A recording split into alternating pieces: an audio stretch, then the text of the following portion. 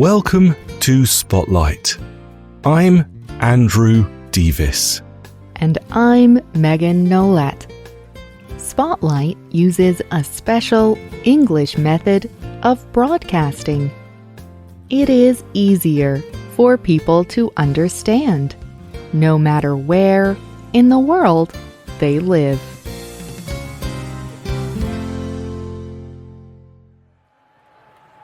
His top event was the 100-meter dash. He was the fastest in the world. He dreamed of winning a gold medal for his country. He was favoured to win at the Olympic Games that year. He trained hard and was ready. Then something happened that forced him to make a choice. It was the most difficult decision of his life. The Flying Scotsman sat down. On today's Spotlight, we look at the life of Eric Liddell. He was one of the top competitors in the 1924 Summer Olympic Games in Paris. He entered 3 running events.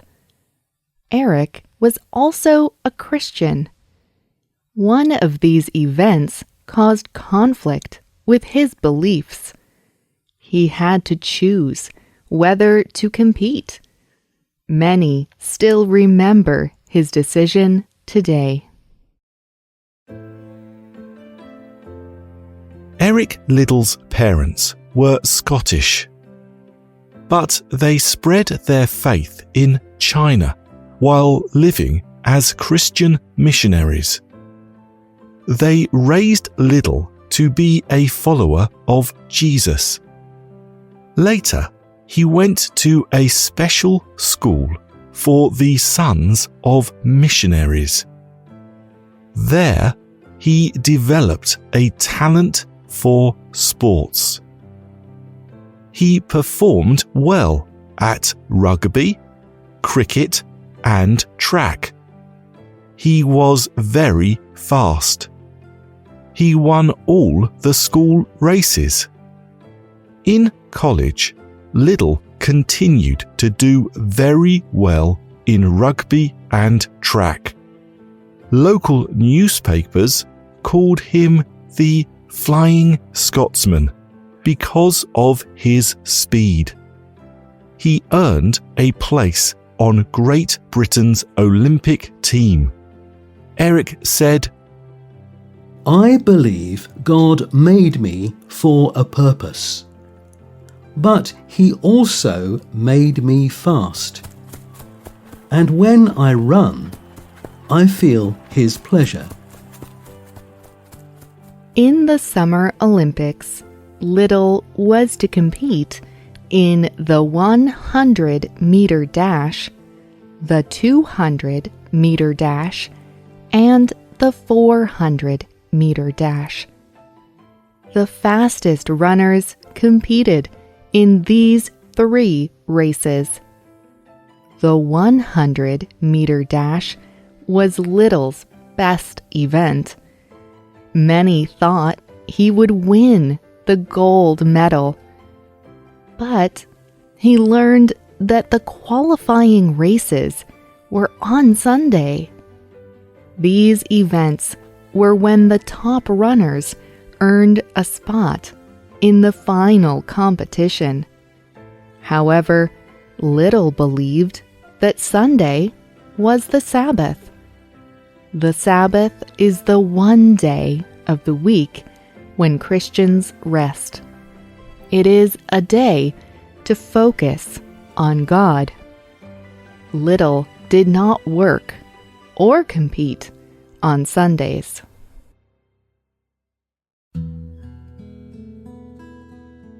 The Book of Exodus is part of the Christian Bible.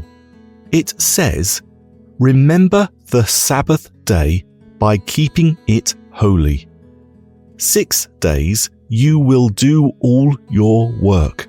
But the seventh day is a Sabbath to the Lord your God. On it you should not do any work.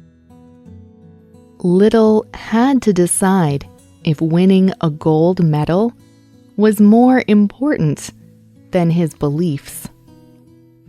It would only be one day. Little could honor the Sabbath for the rest of his life. The sacrifice would be for his country. No one would blame him. He did not want to disappoint anyone, but he also wanted to follow his religion's command. Jenny Somerville, Eric's sister, said, "He was under great pressure.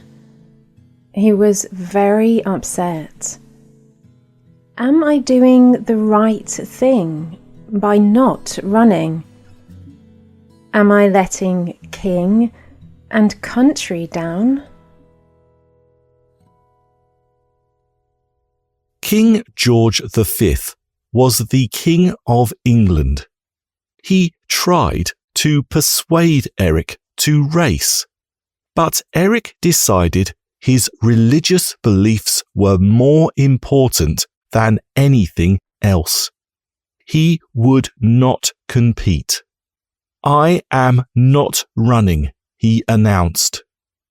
He spoke in a Paris church on Sunday as they ran the qualifying races for the 100-meter dash. The 200 and 400-meter dashes were not Little's best races. He was much faster at shorter distances. He was not expected to win either race. In the 200-meter dash final, he came in third place. He won the bronze medal. He barely managed to qualify for the final of the 400-meter dash. He was given the outside lane, number 8. Runners considered this the hardest lane. The runner covers a slightly longer distance due to the curve of the track. Also, he could not see the other runners because he was so far outside. He did not know how well he was doing. No one thought Little had a chance to win.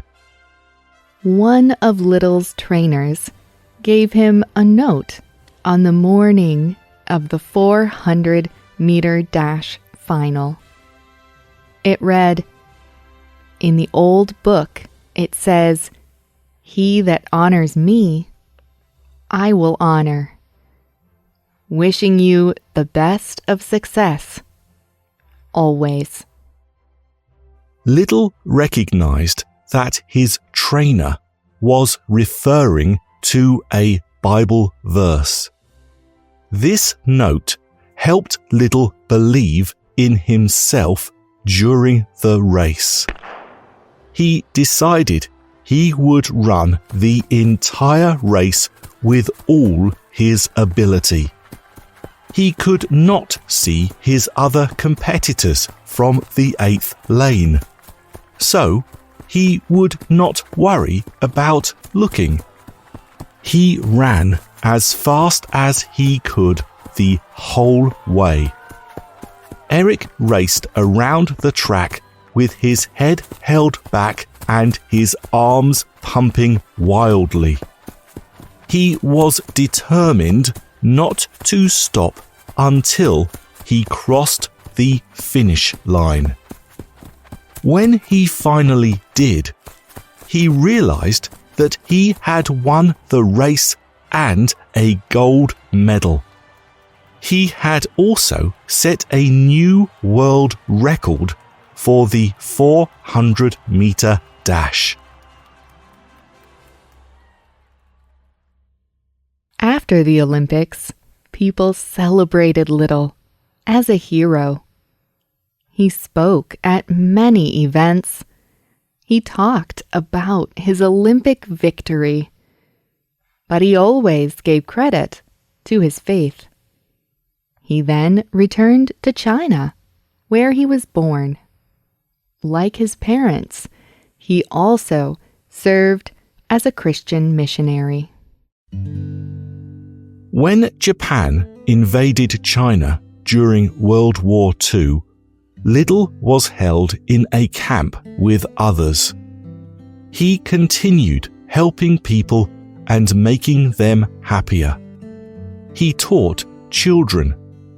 Years later, someone from the camp wrote a book about their experiences. He said about Little, "He was the finest gentleman it has been my pleasure to meet.